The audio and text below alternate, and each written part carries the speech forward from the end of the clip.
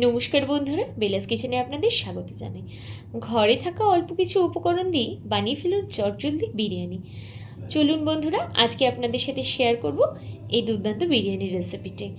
এর জন্য প্রথমে আমি 2.5 কেজি বাসমতি চাল নিয়ে নিয়েছিলাম।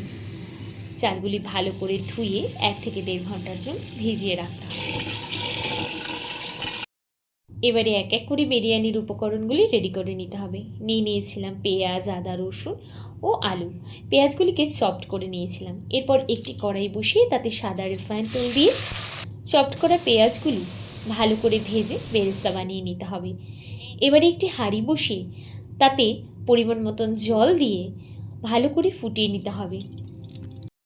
ফ্লেভারের জন্য এবার এক এক করে অ্যাড করে দেব তেজপাতা, গোটা গরম মশলা, বড় এলাচ, ওপর থেকে সামান্য জায়ফল গ্রেট করে দিতে হবে ও দিয়ে দেব সামান্য পরিমাণ জয়িত্রী।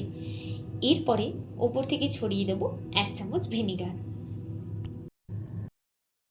হাঁড়ির চাল ভালো করে ফুটে আসলে অ্যাড করে দেব স্বাদ মতো লবণ।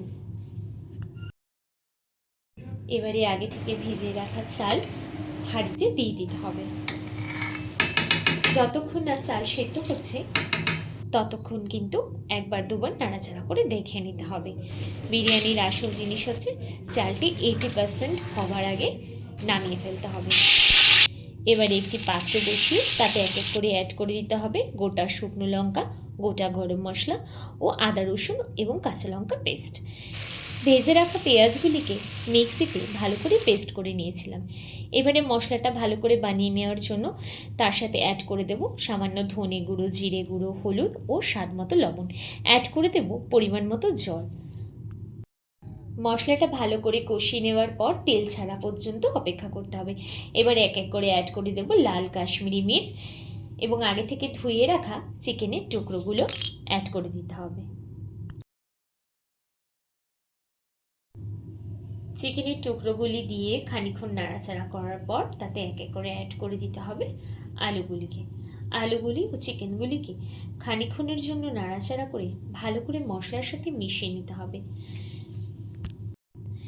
এবারে বিরিয়ানি তৈরি করার জন্য একটি পাত্রে সামান্য পরিমাণ দুধ নিয়ে নেব। তাতে এক এক করে অ্যাড করে দেব কেশর, 2 চামচ কেওড়া জল, 2 চামচ গোলাপ জল ও সামান্য পরিমাণ মিঠা আতর। এবারে চিকেনের কষার ঝোলটি দিয়ে ওপর থেকে ভাত ছড়িয়ে দিতে হবে। এবারে এক এক করে অ্যাড করে দিতে হবে আলুর টুকরোগুলিকে।